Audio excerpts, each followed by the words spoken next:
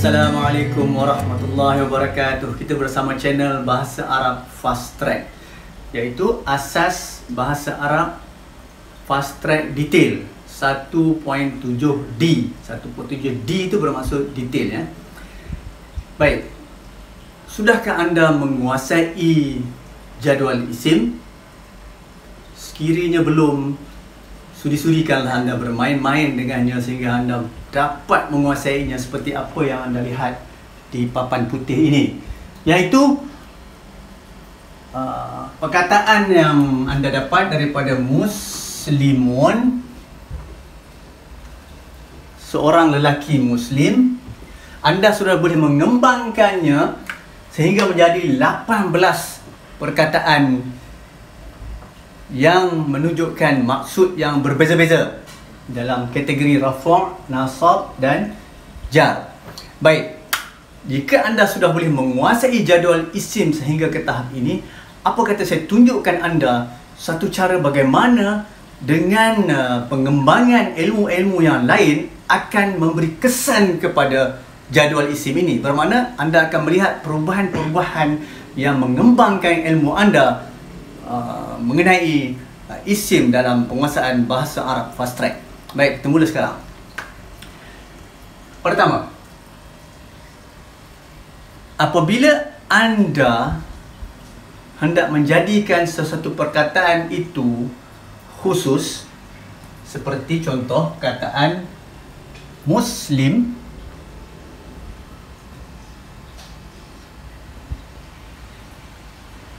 atau muslimun, seorang lelaki muslim, anda ingin menjadikan ia spesifik, khusus, iaitu lelaki itu, maka anda perlulah menambah alif lam ma'rifah.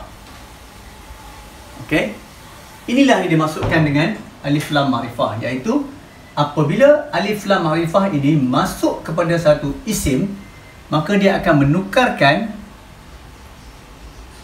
isim itu menjadi khusus, iaitu lelaki muslim itu, al-muslimu. Jadi bermakna perubahan yang berlaku ialah daripada tanwin baris di hadapan ini bertukar menjadi dhammah baris satu, dhammatain bertukar menjadi dhammah. Inilah perubahan yang berlaku kepada perkataan mufrad muzakkar, iaitu lelaki, dengan adanya alif lam ma'rifah.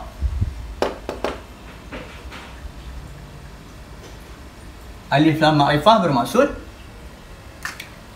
alif lam yang menukarkan satu perkataan yang umum kepada khusus, iaitu seorang lelaki muslim kepada lelaki muslim itu. Okey. Jadi cuba kita lihat sekarang bagaimanakah, patutnya di sini, ya, bagaimanakah perubahan yang berlaku kepada semua isim-isim yang 18 ini apabila kita memasukkan alif lam ma'rifah kepada perkataan itu dan mengubah maknanya menjadi khusus ataupun spesifik. Baik, kita lihat sekarang, ya. Apabila kita menambahkan perkataan alif lam ma'rifah kepada muslimun, maka dia akan menukarkan tanwin kepada tanwin dhammatain kepada dhammah, seperti yang kita dah buat tadi, ya. Satu. Yang kedua, apabila perkataan muannas, perempuan, kita masukkan alif lam ma'rifah di sini, al-muslimatu, juga dia akan mengubah dhammatain kepada dhammah. Okey, al-muslimu, al-muslimatu, lelaki muslim itu, perempuan muslim itu, the muslim, the muslimah. Okey, jelas.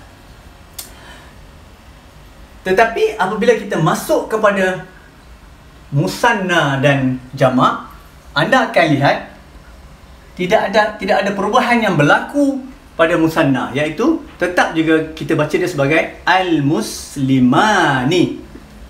Okey, kita baca dia sebagai Al-muslima ni tidak berubah Begitu juga kalau wanita, kita baca dia sebagai al-muslimatani. Tidak ada perubahan. Baris di hujung masih lagi ta ni. Okey. Kemudian kita pergi kepada jamak. Jamak salim Ini jamak salim. Kita masukkan alif lam ma'rifah di sini. Tidak berlaku sebarang perubahan huruf ataupun baris una itu. Maka kita baca sebagai al-muslimuna. Sama. Tetapi bila masuk kepada jamak muannas salim ini, kita baca sebagai al-muslimatu. Jadi dhammatain telah bertukar kepada dhammah. Baris 2 telah bertukar kepada baris 1 di hadapan.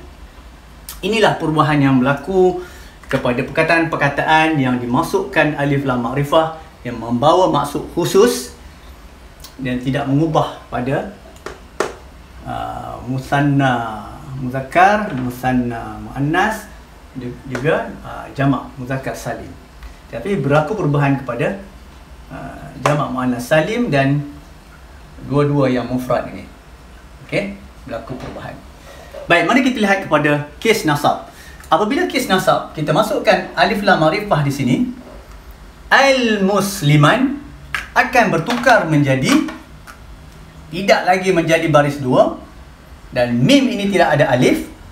Okey, kita kena tukar al-muslima, fathah, al-muslima. Kalau yang perempuan, masa nasab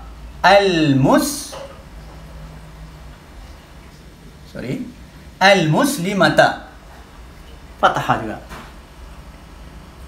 Baik, seterusnya dalam kategori musanna, bila kita katakan dua orang lelaki muslim itu, jadi al-muslimaini. Perhatikan sini dia tidak berubah.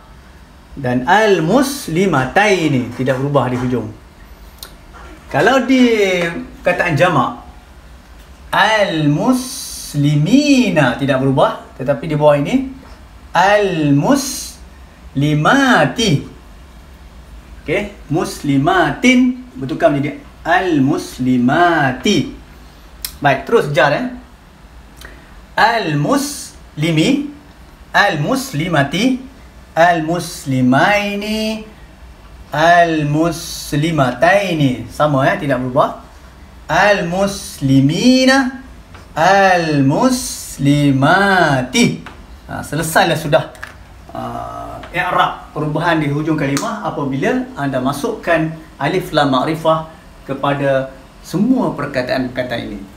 Baik, cuba perhatikan seperti apa yang telah kita terangkan dalam video yang sebelum ini, video info asas. Kita telah menjelaskan bahawa ini adalah alif lam ma'rifah, bukannya hamzatul qat'iyah. Ini adalah alif lam ma'rifah yang merupakan huruf hamzatul wasal. Ingat balik ini huruf hamzatul wasal.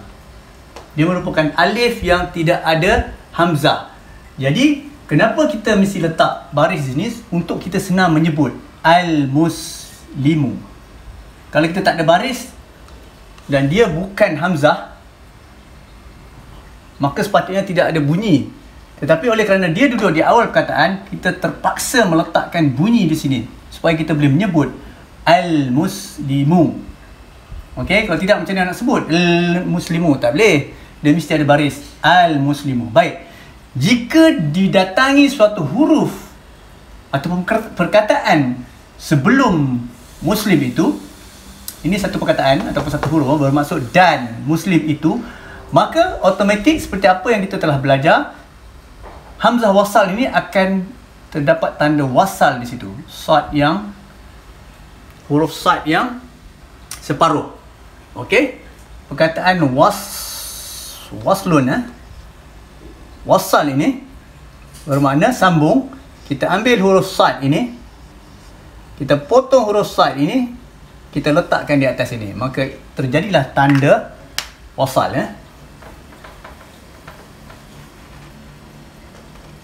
Jadi bacaannya sekarang adalah wal muslimu. Ingat balik ya. Wal muslimu. Kita tak boleh baca wa'al muslimu, salah. Baik. Seterusnya. Baik, sekarang cuba kita gunakan satu perkataan yang jamaknya adalah jamak taksir, yang bukan jamak salim ya.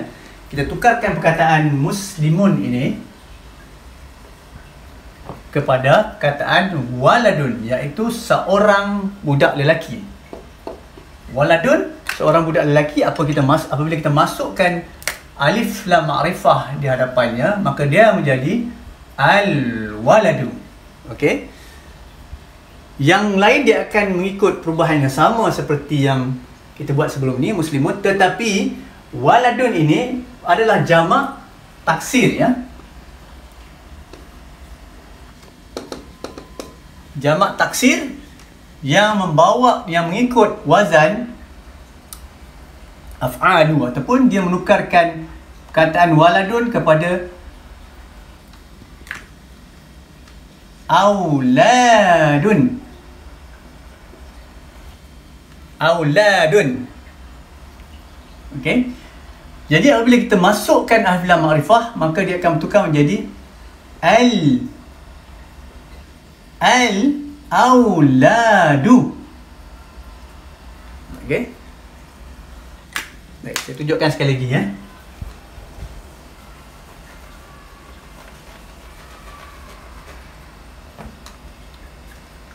Perkataan waladun, masa jamak dia menjadi auladun. Okey. Apabila kita masukkan alif lam ma'rifah di sini, dia menjadi auladu. Dia jadi sama seperti ketika dia mufrad. Begitu juga jika dia di sini auladan. Bila kita masuk alif lam ma'rifah, dia menjadi aulada. Kita kena buang baris dua dan alif itu, menjadi aulada. Dan semasa jar dia menjadi auladin. Kita masukkan alif lam ma'rifah, dia menjadi auladi. Okey. Itulah perubahan yang berlaku kepada perkataan auladun yang berasal daripada waladun, tetapi bila jamak dia mengambil jamak taksir, dia menjadi al-auladu. Budak-budak lelaki itu al-aulada semasa nasab. Umpamanya bila dia terkena sesuatu perbuatan, kita kena nasabkan dia al-aulada. Dan bila ada haraf ja yang datang sebelum perkataan ini, maka kita kena katakan al-auladi. Baik. Seterusnya kita masuk kepada bahagian nota kedua. Sekarang kita pergi kepada bagaimanakah cara untuk membentuk ayat di dalam bahasa Arab.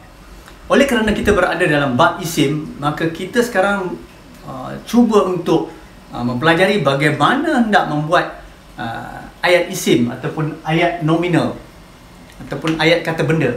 Dalam bahasa Arab dia panggil jumlah ismiyah.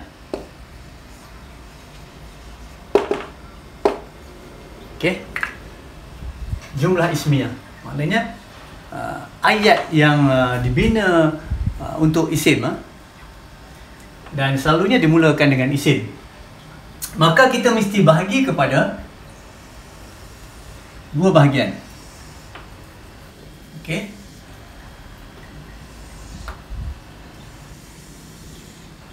Iaitu bahagian yang pertama dipanggil subjek, dan bahagian kedua dipanggil predicate.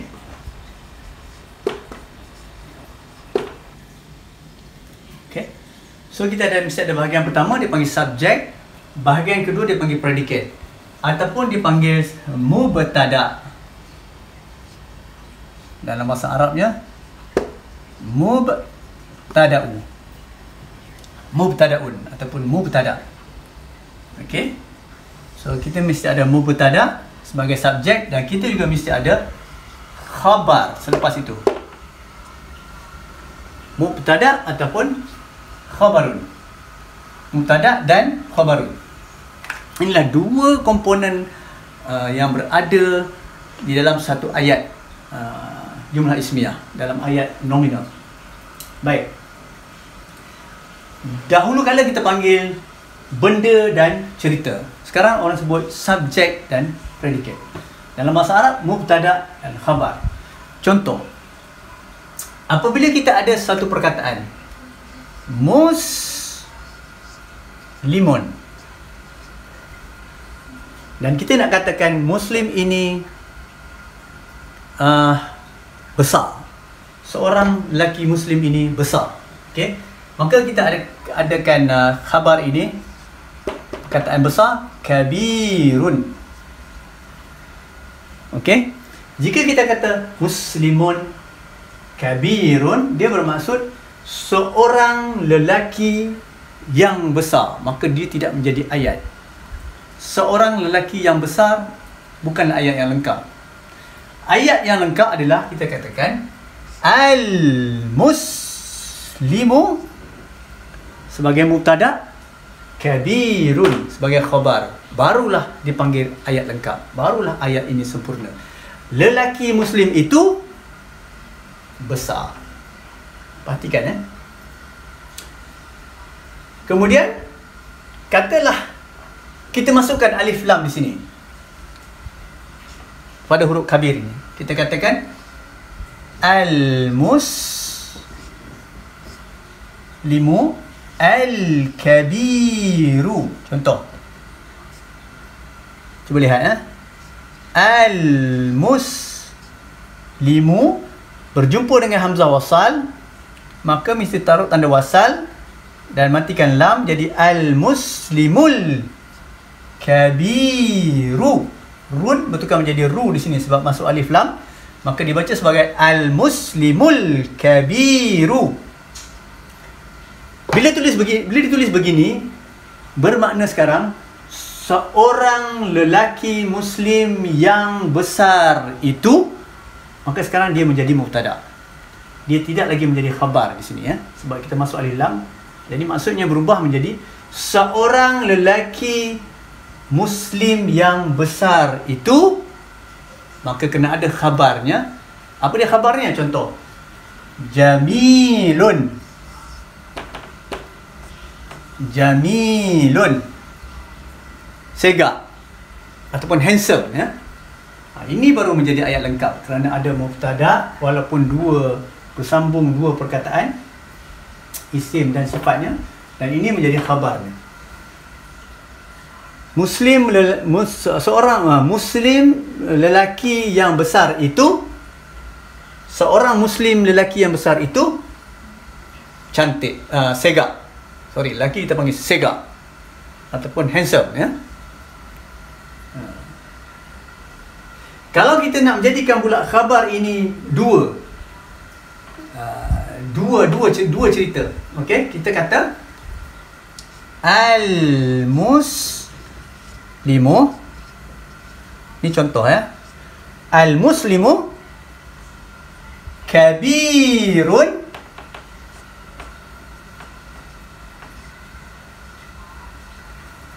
wa jamilun. Perhatikan wa jamilun. Kita mesti datangkan huruf waw, maksud dan di sini. Muslim lelaki itu, seorang Muslim lelaki itu besar dan segak. Al-muslimu kabirun wa jamilun. Al-muslim kabir wa jamil. Okey, tetapi di sini tidak ada waw Kita terus saja sambung al-muslimul kabiru untuk kes bila ada alif lam.